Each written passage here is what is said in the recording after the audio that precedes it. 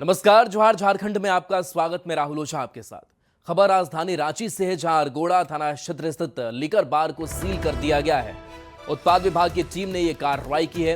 दरअसल शनिवार देर रात अरगोड़ा चौक के समीप स्थित लीकर बार के बाहर किन्नरों का हंगामा देखने को मिला था। हंगामा बार के अंदर से शुरू हुआ, जो सड़क पर आ गया। लीकर बार संचालक द्वारा बार में किन्नरों से डांस करवाया जा रहा था और इसी दौरान किन्नरों को किसी ग्राहक ने छेड़ दिया, जिसके बाद हंगामा होने लगा। किन्नरों ने सड़क को जाम कर दिया। सूचना मिलते ही मौके पर पहुंची पुलिस ने मोर्चा संभाला और हल्का बल का इस्तेमाल करते हुए जाम को खुलवाया था। उत्पाद एवं मद्य निषेध मंत्री ने भी कार्रवाई के निर्देश दिए थे।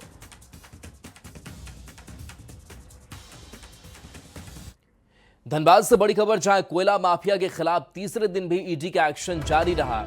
ईडी और माइनिंग विभाग की तरफ से अनिल गोयल के तेतुलिया स्थित तेतुलिया कॉक प्लांट में जांच की गई। भट्ठा में रखे कोयले के स्टॉक की मापी की गई और उसके कागजातों के साथ मिलान किया गया। बता दें कि शुक्रवार को ईडी की टीम अनिल गोयल के कार्यालय में छापेमारी की थी। उसके बाद शनिवार से ईडी की हार्डकोक भट्टा पहुंच कोयला स्टॉक की जांच शुरू की, जो रविवार देर शाम तक चला। रांची के तुपुदाना में आदिवासी सरना समाज ने धर्मांतरण के खिलाफ जोरदार विरोध जताया। आदिवासी सरना समाज के लोगों ने कहा कि मिशनरीज और ईसाई धर्म के प्रयास आदिवासी संस्कृति के लिए खतरा है और इसके खिलाफ सख्त कदम उठाए जाने चाहिए। ग्रामीणों ने मांग की है कि गांव में ऐसे लोगों का प्रवेश वर्जित किया जाए जो आदिवासी परंपरा को खत्म करना चाहते हैं। 5वीं अनुसूची क्षेत्रों में चंगाई सभाओं और अन्य धार्मिक गतिविधियों पर रोक लगाने की भी अपील की गई। लगातार सरना आदिवासी मोर्चा के तत्वाधान में लगातार यहाँ के सरकार को, यहाँ के जिला प्रशासन को अवगत कराया जा रहा था कि गलत तरीका से यहाँ पर चंगाई सभा के माध्यम से लोगों को धर्मांतरण कराया जा रहा है। लेकिन यहाँ का राज्य सरकार ने और यहाँ के जिला प्रशासन ने अनदेखी किया है। आज उसी का हम लोग चंगाई सभा के विरोध में आज हम लोगों ने चांद गांव में महारैली का आयोजन किया है कि आदिवासी क्षेत्र में 5वीं अनुसूची क्षेत्र है और वहाँ पर भोले भाले सीधे साधे सुदूर ग्रामीण क्षेत्र में जंगलों में, पहाड़ों में, कंदराओं में रहते हैं। शिक्षा का थोड़ा अभाव है, ये जिसके चलते आज वहाँ पत्थर रखिएगा तो पत्थर को भी भगवान मान लेगा, पहाड़ को अगर रखिएगा तो पहाड़ को भी भगवान लगेगा। तो इस तरह उन लोग जानता है कि कहाँ पर धर्मांतरण का रेशियो हमारा बढ़ेगा, उस क्षेत्र में चंगाई सभा लगाने का इस तरह का प्रयास कर। हजारीबाग जिले के प्रवासी मजदूर दशरथ महतो, जो दुबई में काम करते थे, आंख में गंभीर रूप से घायल होकर आखिरकार वतन लौट आए। न्यूज 18 की खबर के बाद कंपनी ने बकाया मजदूरी और इलाज का आश्वासन दिया। घर लौटने पर डॉक्टरों ने उनकी आंख की नाजुक स्थिति के चलते चेन्नई या कोलकाता में उपचार की सलाह दी। दशरथ अपने परिवार की इकलौते कमाऊ सदस्य हैं। वहीं समाजसेवी सिकंदर अली ने प्रवासी मजदूरों की सुरक्षा के लिए ठोस नीति बनाने की मांग की है। काम करते द्वारा मैं मेरा आँख में चोट लगने से सुबह हॉस्पिटल में मुझको इलाज चला। वहाँ से इलाज करते हुए डॉक्टर हमको लिख के भेज दिया इंडिया अभी आया हूँ मैं, अभी इंडिया से मैं बोल रहा हूँ। अभी मैं डॉक्टर के पास गया था, रिपोर्ट दिखाया। देखने के बाद में डॉक्टर बोला है कि फिर बाद में बताएंगे। उसके बाद मैं दूसरे डॉक्टर के पास गया, दूसरे डॉक्टर ने भी यही बताया कि मैं बाद में बताऊँगा। अभी सही से अभी जांच हमको अभी कंफर्म नहीं बता रहे और दर्द थोड़ा धीरे धीरे हमको अंदर से बढ़ते जा रहा है। हजारीबाग जिले के बिशुनगढ़ थाना क्षेत्र के अंतर्गत अलखरी खुर्द के रहने वाले दशरथ महतो, जो दुबई में काम के दौरान उनके आंखों में गंभीर चोटें आई थी और इस गंभीर चोट आने की वजह से वे काफ़ी परेशान थे। उन्होंने सोशल मीडिया के माध्यम से सरकार से मदद की गुहार लगाई थी और इस खबर को न्यूज़ 18 ने काफ़ी प्रमुखता से दिखाई थी। मैं न्यूज़ 18 को भी धन्यवाद देना चाहता हूं, जिन्होंने इस खबर को प्रमुखता से दिखाई। रामगढ़ जिले के वेस्ट बोकारो ओपी क्षेत्र में सीसीएल झारखंड खुली खदान परियोजना के वर्कशॉप में एक दर्दनाक हादसा हो गया, जहां मिनी ट्रक के नीचे दबकर सीसीएल ड्राइवर की मौत हो गई। हादसे के वक्त ड्राइवर ट्रक खड़ा कर नीचे ही उतरा था, तभी ट्रक अचानक लुढ़कने लगा। उसे रुकने की कोशिश में ड्राइवर फिसलकर चक्के के नीचे आ गया। अस्पताल में इलाज के दौरान ड्राइवर की मौत हो गई। घटना के बाद सीसीएल प्रबंधन ने मृतक के आश्रित को नियुक्ति पत्र दिया।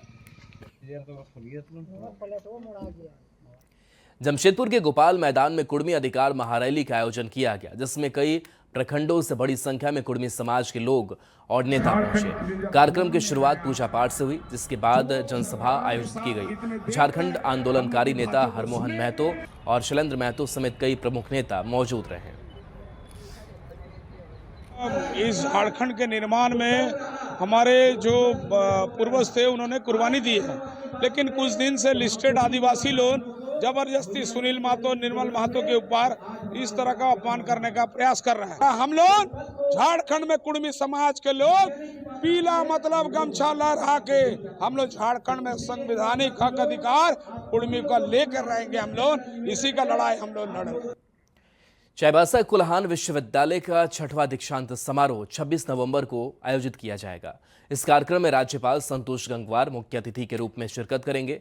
समारोह में सत्र 2021 से 2024 तक के 148 गोल्ड मेडलिस्ट, 4 बेस्ट ग्रेजुएट और 79 पीएचडी उपाधि धारकों को सम्मानित किया जाएगा। राज्यपाल के आगमन को देखते हुए एसपी ने सुरक्षा व्यवस्था का जायजा लिया और विश्वविद्यालय प्रशासन के साथ बैठक कर आवश्यक निर्देश दिए। को कोल्हान विश्वविद्यालय का 6ठा दीक्षांत समारोह आयोजित किया जा रहा है। ये समारोह कोल्हान विश्वविद्यालय के ऑडिटोरियम में ही आयोजित होगा। हमारे माननीय राज्यपाल महोदय, जो कि इस विश्वविद्यालय के कुलाधिपति भी हैं, वो इसमें मुख्य अतिथि होंगे। कोल्हान विश्वविद्यालय चाईबासा द्वारा 26 नवंबर को 6वां दीक्षांत समारोह आयोजित किया जा रहा है। इस समारोह के मुख्य अतिथि झारखंड के राज्यपाल संतोष गंगवार होंगे। इस समारोह में 2021 से 24 तक जो पास आउट हैं 148 गोल्ड मेडलिस्ट को उपाधि दी जाएगी। इसके अलावा 4 बेस्ट ग्रेजुएट और 79 पीएचडी धारकों को भी इस समारोह में उपाधि दी जाएगी। इसके अलावा पूरे विश्वविद्यालय के करीब 1 लाख जो डिग्री धारक हैं उन्हें उपाधि उनके कॉलेजों से मिलेगी, जो कि 1 महीने के अंदर पूरा करने का कुलपति द्वारा निर्देश दिया गया है। अभी 26 नवंबर को जो कार्यक्रम आयोजित होगा उसके लिए तैयारियां अंतिम दौर में है।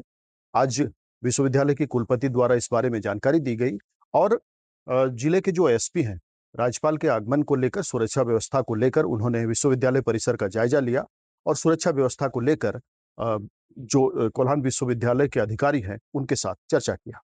रुपेश प्रधान, न्यूज 18, चाईबासा। हजारीबाग में उत्पाद विभाग की टीम ने झारखंड बिहार सीमा पर बड़ी कार्रवाई की। टीम ने चौपारण के जंगलों में चल रहे अवैध शराब कारोबार का भंडाफोड़ किया। अवर निरीक्षक सुमितेश कुमार के नेतृत्व में छापेमारी की गई।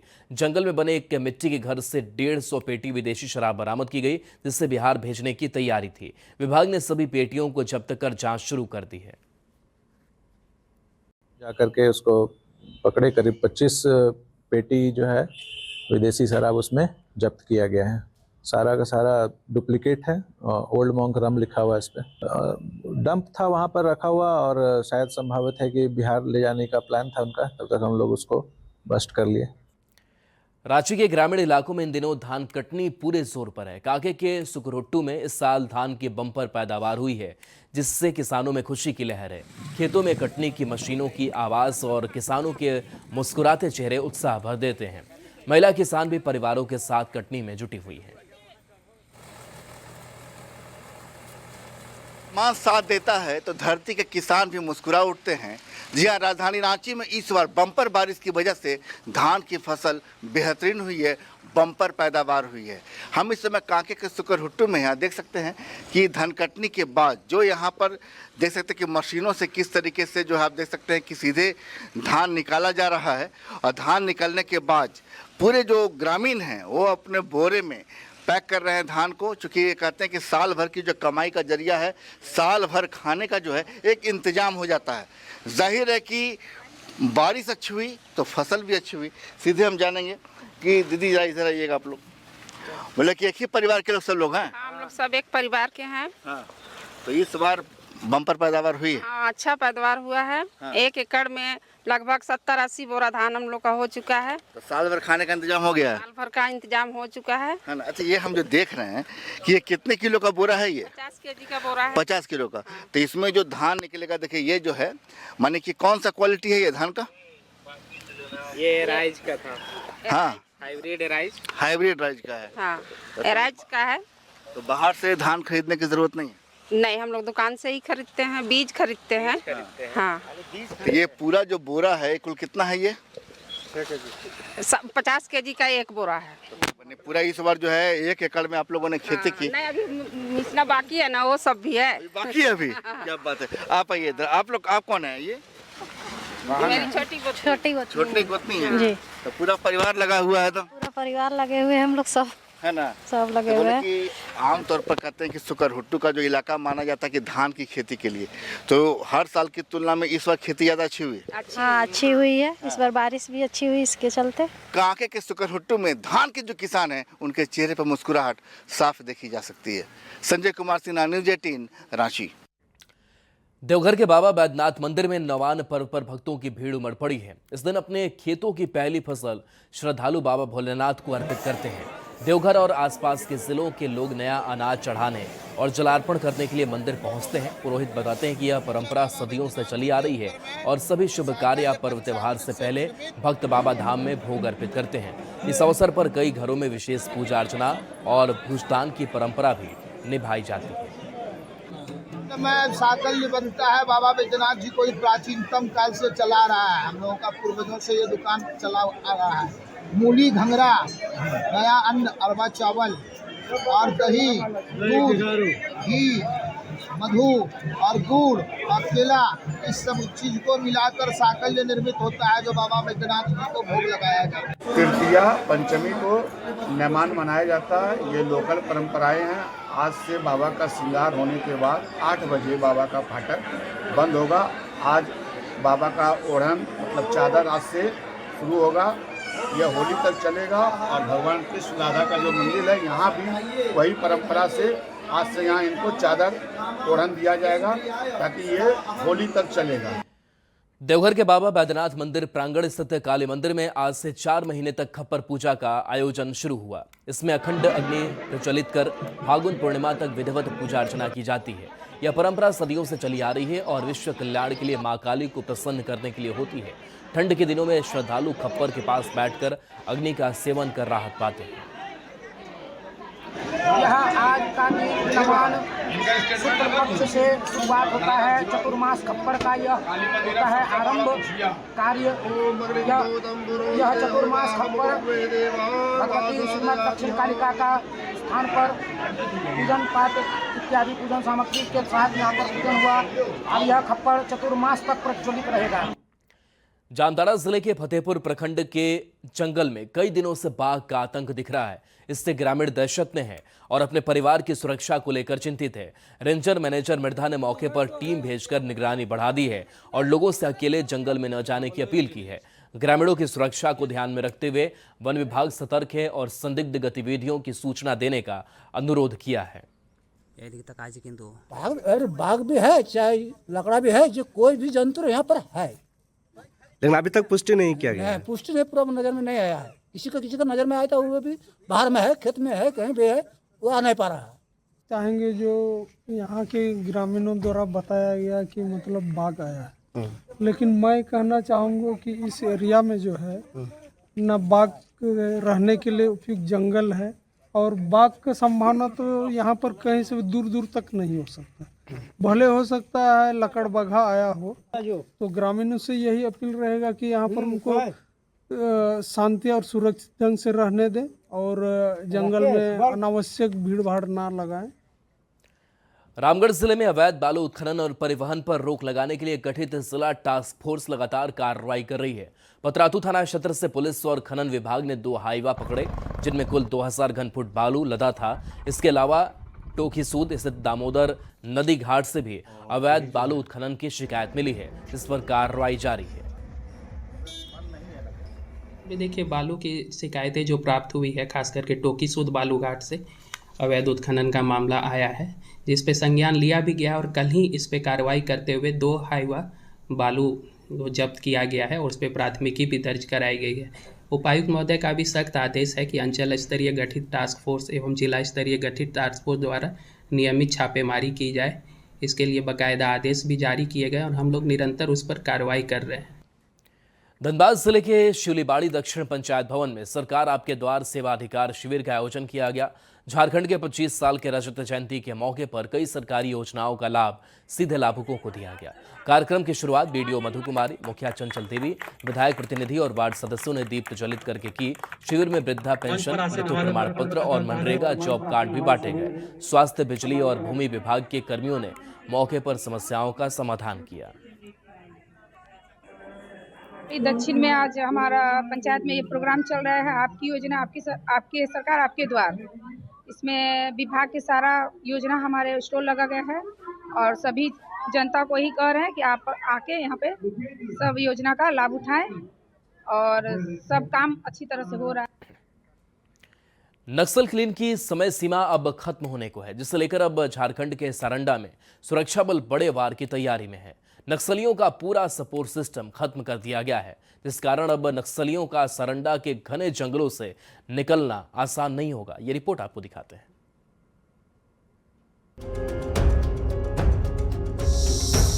केंद्रीय गृह मंत्रालय ने झारखंड सहित अन्य नक्सल प्रभावित राज्यों से नक्सलियों का पूरी तरह से सफाया करने की डेडलाइन मार्च 2026 रखा है, जिसे लेकर छत्तीसगढ़, महाराष्ट्र और आंध्र प्रदेश जैसे राज्य नक्सलियों के खिलाफ जोरदार अभियान चला रहे हैं। वहीं झारखंड भी नक्सलियों के आखिरी गढ़ को ध्वस्त करने के लिए केंद्रीय बलों के साथ मजबूती से आगे बढ़ रहा है। हालांकि सारंडा को नक्सल मुक्त करने में सुरक्षा बलों को आईईडी की बड़ी चुनौती का सामना करना पड़ रहा है।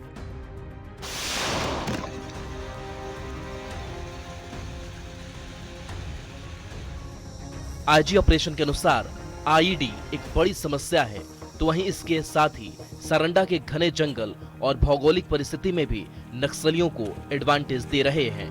बावजूद सुरक्षा बलों का ब्लूप्रिंट तैयार है और उसके अनुसार ही ऑपरेशन संचालित किए जा रहे हैं। बाकी जो ऑपरेशन है चाईबासा का लगातार चल रहा है। आप जानते हैं कि झारखंड में सिर्फ एक ही जिला है जो चाईबासा है, वो नक्सल प्रभावित क्षेत्र है आज के दिनों में। इसमें हमारा लगातार ऑपरेशन चल रहा है, बाकी चीज़ भी चल रही है। पूरा उम्मीद है कि हम लोग को जो टारगेट रखे हैं उसके अनुसार चलेंगे तो जल्दी से उधर भी समाप्त हो जाएगा। करीब 3 सालों से झारखंड पुलिस केंद्रीय बलों के साथ सारंडा के बीहड़ों में जंग जैसे हालातों का सामना कर रही है। नक्सलियों के लगाए गए आईईडी बड़ी चुनौती का सबब है, जिससे न सिर्फ सुरक्षा बलों बल्कि ग्रामीणों और वन्य प्राणियों को भी नुकसान पहुंच रहा है। 2025 में अब तक नक्सलियों ने 2 दर्जन ब्लास्ट किए हैं। 12 मई 2025 को हुए ब्लास्ट में झारखंड जगुआर के बम निरोधक दस्ते के आरक्षी मनोज कुमार दमाई बुरी तरह से जख्मी हो गए। 5 मार्च को हुए ब्लास्ट में 3 जवान घायल हुए। 16 मार्च के ब्लास्ट में एक जवान घायल हुआ, जबकि 22 मार्च को हुए ब्लास्ट में सीआरपीएफ के सब इंस्पेक्टर सुनील मंडल शहीद हो गए। वहीं सीआरपीएफ के ही हेड कांस्टेबल घायल हो गए, जबकि 13 अप्रैल को हुए ब्लास्ट में जगुआर के कांस्टेबल सुनील धान शहीद हो गए। बता दें, इस साल अब तक 32 माओवादियों को मार गिराया गया है। वहीं आईईडी ऑपरेशन डॉक्टर माइकल राज इसने बताया कि झुमरा, पारसनाथ जैसे इलाकों में आज एक भी नक्सली नहीं है और जल्द ही सारंडा को भी नक्सल मुक्त कर लिया जाएगा। नक्सलियों का सपोर्ट सिस्टम खत्म कर दिया गया है, जिस कारण अब उन्हें जल्द ही न्यूट्रलाइज कर लिया जाएगा। अभी का स्थिति में पूरा इंडिया में नक्सल का सिद्धांत तो कुछ है ही नहीं, एक क्रिमिनल ग्रुप टाइप का ही है रहते हुए ये लोग अपना कर रहे हैं और उस हिसाब से झारखंड में भी सफाया हो जाएगा। जैसे आप देख सकते हैं कि जैसे लुगु, जुमरा और पारसनाथ हिल में एक भी नक्सली आज के दिन में नहीं है, एक की भी नहीं है, 0 है। उस हिसाब से हम लोग को फोकस करके ऑपरेशन कर रहे हैं तो इधर भी पूरा उम्मीद है कि चाईबासा में भी पूरा नक्सल खत्म हो जाएगा। नक्सल के खिलाफ लड़ाई अंतिम चरण में है। नक्सली भी अपने अंतिम गढ़ को बचाने में पूरी ताकत से जुटे हुए हैं। ऐसे में नक्सली हताशा में वैसे कई हमले किए जा रहे हैं, जिससे न सिर्फ सुरक्षा बलों बल्कि आम ग्रामीण और वन्य प्राणियों को भी नुकसान उठाना पड़ रहा है। न्यूज़ 18 के लिए रांची से ओम प्रकाश की रिपोर्ट। झारखंड अपना 25वां वर्षगांठ मना रहा है। कल विधानसभा का भी रजत जयंती मनाया गया। रजत जयंती पर विधानसभा में एक विशेष कार्यक्रम का आयोजन भी किया गया था। इस कार्यक्रम के बाद नेता प्रतिपक्ष बाबूलाल मरांडी ने सोशल मीडिया पर एक पोस्ट करते हुए हेमंत सरकार को नसीहत दी और लिखा कि झारखंड जितनी तरक्की 25 सालों में कर सकता था उससे और बेहतर करने की क्षमता है, लेकिन इसमें कुछ कार्य करने की जरूरत है। सबसे पहले स्वास्थ्य प्रणाली को दुरुस्त करने की जरूरत है। दूसरा बड़ा मुद्दा है कानून व्यवस्था। तीसरा महत्वपूर्ण क्षेत्र है शिक्षा। और चलिए एक छोटे से ब्रेक का वक्त, जल्द वापस आते हैं।